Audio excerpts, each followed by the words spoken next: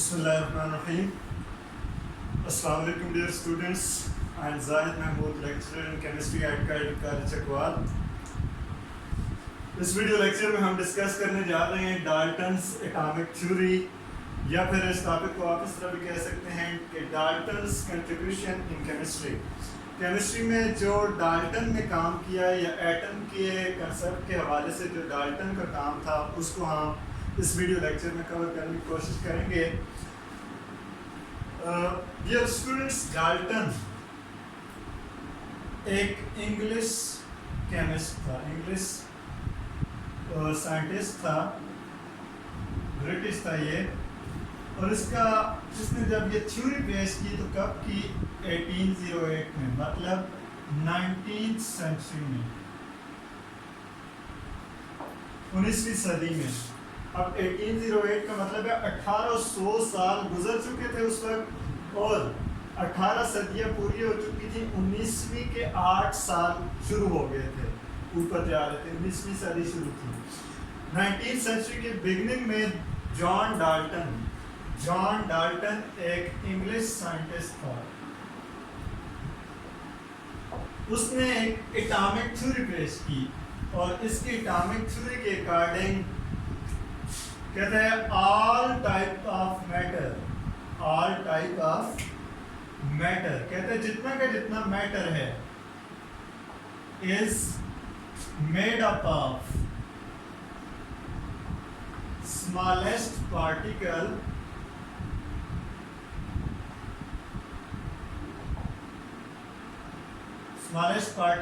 Called atom. ये students, इसने ये थ्योरी पेश की। इसकी थ्योरी की वर्डिंग ये है कि इसने कहा कि जितना का जितना मैटर है वो छोटे छोटे ज़रात से मिलकर बना है, और वो छोटे छोटे ज़रात क्या हैं, उन्हें क्या इसने कहा? एटम। तो इस बात को, इस वर्डिंग को नाम दिया गया डाल्टन्स एटॉमिक थ्योरी। इसके अलावा डाल्टन ने दो बहुत ही इंपॉर्टेंट लॉ पेश किए एटम के हवाले से। उन लॉ को हम वन बाय वन डिस्कस करते हैं। पहला लॉ है law of conservation of matter, या law of conservation of mass. अब इसको हम देखते हैं कि इस लॉ में जॉन डाल्टन ने क्या कहने की कोशिश की। ये लॉ क्या कहता है? ये लॉ इंतहाई इम्पॉर्टेंट है, आप एग्जाम पॉइंट ऑफ व्यू से आपने इसको याद करना है। अब इसकी वर्डिंग ये है कि लॉ ऑफ कंजर्वेशन ऑफ मास या मैटर ये कहता है कि matter can neither be created, बहुत ही सिंपल सा लॉ है, can neither be created nor be destroyed. अब इसको समझिएगा, बहुत ही सिंपल सी इसने बात कही लॉ की सूरत में। इसने कहा एक दफ़ा जो अल्लाह ताला ने जितना मादा, जितनी कैमियत अल्लाह ताला ने दुनिया बनाते वक्त, कायनात तख्लीक करते वक्त, एक दफ़ा अल्लाह ताला ने जितना का जितना मादा बना दिया है, हम इंसान उस मैटर के अंदर, उस खुदाई बनाई हुई चीज़ों के अंदर, उस मैटर के अंदर ना इजाफा कर सकते हैं और ना ही हम उसमें कोई कमी ला सकते हैं। एक दफ़ा अल्लाह ताला ने जितना मैटर बना दिया, उससे मज़ीद ना हम कोई क्रिएट कर सकते हैं, उसमें ना कोई इजाफा कर सकते हैं, ना हम उसमें कोई कमी ला सकते हैं। हाँ, ऐसा पॉसिबल है, एक पॉसिबिलिटी ये है कि matter can be transformed, but it can be transformed. हम मैटर के अंदर ना कोई इजाफा कर सकते हैं, ना कमी कर सकते हैं, लेकिन हम मैटर की हालत को तब्दील कर सकते हैं, मैटर को एक हालत से दूसरी हालत में ले जा सकते हैं। But it can be transformed from one form to another. Matter को हम एक हालत से दूसरी हालत में ले जा सकते हैं, उसकी हालत तब्दील कर सकते हैं, उसकी फॉर्म तब्दील कर सकते हैं, लेकिन ये पॉसिबिलिटी नहीं है कि मैटर को ना ही हम क्रिएट कर सकते हैं और ना ही मैटर को डिस्ट्रॉय कर सकते हैं। अब इसकी मिसाल ये है कि फॉर एग्जांपल हमारे पास वाटर है, H2O, जितना का जितना अल्लाह ताला ने एक दफ़ा बना दिया, ना हम उसमें कोई कमी कर सकते हैं ना उसमें कोई इजाफा कर सकते हैं। हाँ, ये हो सकता है कि हम जो H2O है इसके अंदर कोई केमिकल रिएक्शन करें तो इसको हम तब्दील कर दें हाइड्रोजन गैस में और ऑक्सीजन गैस में। हम इसकी हालतें, पहले था वाटर, लिक्विड था, अलग चीज़ थी, हम केमिकल रिएक्शन से इससे हाइड्रोजन भी बना सकते हैं, ऑक्सीजन भी बना सकते हैं। लेकिन ये होगा कि जितना हम रिएक्शन से पहले हम वाटर लेंगे, जो वाटर के अंदर जितने एटम होंगे रिएक्शन के बाद भी उतने ही एटम होने चाहिए, उनमें ना कोई कमी आएगी ना कोई उनमें इजाफा होगा। लेकिन एक हालत से ये दूसरी हालत में बदल सकते हैं। आप किस तरह, इधर आपने 2 मोल वाटर लिए, हाइड्रोजन इसमें टोटल गिन रहे हैं, हाइड्रोजन के एटम कितने हैं, 2 दूनी 4, 2 2 4 हाइड्रोजन हैं और 2 ऑक्सीजन हैं इसके अंदर। आपने वाटर जो लिया 2 मोल, इस पर रिएक्शन किया, 4 हाइड्रोजन है और 2 ऑक्सीजन है, 2 वाटर की मॉलिक्यूल लिए, एक के अंदर भी एक भी H2O दूसरा भी H2O, तो ये 2H2O बना। अब इसमें 4 हाइड्रोजन और 2 ऑक्सीजन, जब आपने इसके अंदर केमिकल रिएक्शन किया तो इससे हाइड्रोजन गैस बना ली। अब वो हाइड्रोजन गैस के अंदर भी हाइड्रोजन के एटम उतने ही पूरे होने चाहिए। वो कितने हैं, 4 हाइड्रोजन इधर थे तो इधर भी 4 ही हाइड्रोजन हैं, उनमें ना कोई कमी हुई है ना उनमें इजाफा हुआ है। इस तरह ऑक्सीजन को देखें, ऑक्सीजन इधर भी 2 थे और रिएक्शन के बाद अगरचे इस वाटर की हालत तब्दील हो गई, ये गैस में तब्दील हो गया, लेकिन जो ऑक्सीजन है, ऑक्सीजन के एटम इधर भी 2 थे और इधर भी ऑक्सीजन के कितने एटम हैं, 2 एटम हैं ऑक्सीजन के। तो यही बात आपके पास डाल्टन ने कही थी, जिसे हम कहते हैं law of conservation of matter.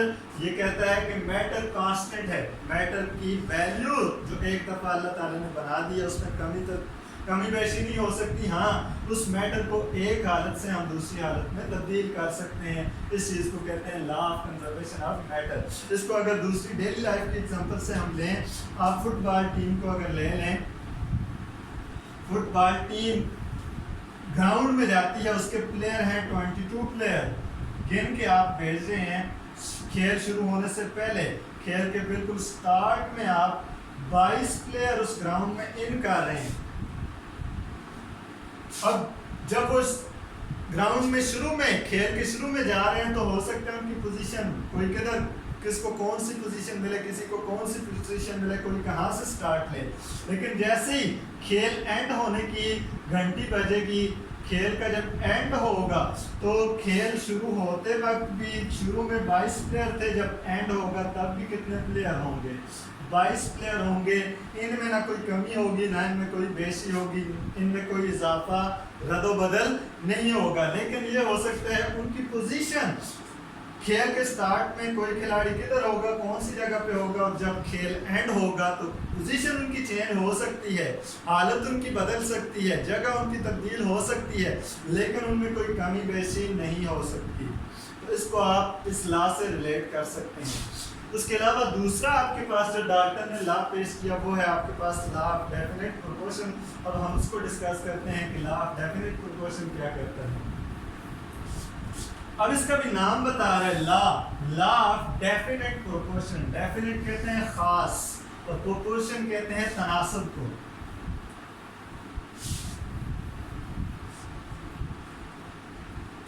अब दूसरा लॉ आपके पास है लॉ ऑफ डेफिनेट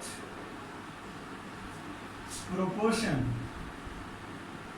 अब इसमें डाल्टन ने क्या कहा, इसने कहा कि मुख्तलिफ एलिमेंट्स के एटम जब आपस में मिलते हैं, जब मुख्तलिफ एलिमेंट्स के एटम, आपको पता है एटम अकेले में नोबल गैसेस को छोड़ के बाकी जितने एलिमेंट्स हैं उनके एटम क्या हैं, अनस्टेबल हैं। अनस्टेबल होने की वजह से वो दूसरे एटमों के साथ कंबाइन करते हैं। अब लॉ ऑफ डेफिनेट प्रोपोर्शन में डाल्टन ने ये कहा कि जब मुख्तलिफ एलिमेंट्स आपस में कंबाइन करते हैं तो वो बेतुका इस तरह रैंडम कम्बिनेशन नहीं करते, बल्कि हर एक एलिमेंट के एटम ने दूसरे एलिमेंट के लिए अपना अपना एक प्रोपोर्शन, एक स्टैंडर्ड रखा हुआ है। एक तनासब रखा हुआ, एक रेशो रखी हुई है। फॉर एग्जांपल अगर ऑक्सीजन ने मिलना है हाइड्रोजन के साथ तो ऑक्सीजन डिमांड करेगा एक ऑक्सीजन हो, दूसरी तरफ से एक हाइड्रोजन आए तो ऑक्सीजन मिलने से इनकार कर देगा। वो कहेगा तुम मेरे स्टैंडर्ड के नहीं हो, मेरी रेशो के हिसाब से नहीं हो। हाँ, ऑक्सीजन और हाइड्रोजन में मिलना हो तो ऑक्सीजन कहता है जब एक ऑक्सीजन हो उधर हाइड्रोजन कितने होने चाहिए, उसके मुकाबले में 2 होने चाहिए। इस तरह दूसरी कोई एग्जांपल ले लेते हैं। अगर ऑक्सीजन ने मिलना हो मैग्नीशियम से, ऑक्सीजन जब हाइड्रोजन के साथ कंबाइन हो रहा है तो किस रेशो को फॉलो कर रहा है, 2:1 को फॉलो कर रहा है। लेकिन यही ऑक्सीजन जब मैग्नीशियम के साथ मिलेगा इसकी डिमांड बदल जाएगी। हर एक एलिमेंट की दूसरे एलिमेंट के साथ कंबाइन होने के लिहाज से अलग अलग एक प्रोपोर्शन है, एक तनासब है। फॉर एग्जांपल ऑक्सीजन जब हाइड्रोजन के साथ मिलेगा तो एक ऑक्सीजन के मुकाबले में कितने हाइड्रोजन होने चाहिए, 2 हाइड्रोजन होने चाहिए। 2 होंगे तब इनकी कॉम्बिनेशन होगी, 2 ये रेशो होगी तब ये आपस में कंबाइन करेंगे। अगर ये रेशो नहीं होगी तो इनकी कॉम्बिनेशन पॉसिबल नहीं है। अब ऑक्सीजन और मैग्नीशियम का अगर मुकाबला करवाएं तो ये 1:1 में भी कंबाइन हो सकते हैं। अब ऑक्सीजन का स्टैंडर्ड हाइड्रोजन के लिए और है, मैग्नीशियम के लिए और है, कार्बन के लिए और होगा। तो हर एक एलिमेंट जब दूसरे एलिमेंट के साथ कंबाइन करता है तो वो अपने अपनी फिक्स रेशियो के तहत कंबाइन करता है, एक स्टैंडर्ड के तहत कंबाइन करता है। फॉर एग्जांपल इसको आप दूसरी डेली लाइफ की एग्जांपल में अगर ले लें कि फॉर एग्जांपल एक कबड्डी का एक तगड़ा किस्म का पहलवान हो, अब इसको ऑक्सीजन मान लें, और इसके सामने अगर मेरे जैसा एक कमजोर सा बंदा आ जाए, क्या वो मेरे साथ एक तगड़ा किस्म का पहलवान एक कमजोर किस्म के बंदे से मिलना, कबड्डी खेलना पसंद करेगा? नहीं, वो पहले ही कहेगा आप मेरे स्टैंडर्ड के नहीं हो। हाँ, ऐसा हो सकता है कि अगर मेरे जैसे 2 बंदे आ जाएं, इसकी रेशो 1 हो, तगड़ा पहलवान जो है वो अकेला हो और सामने उसके 2 बंदे आ जाएं, तब वो कहेगा कि ठीक है अब हमारा मुकाबला हो सकता है।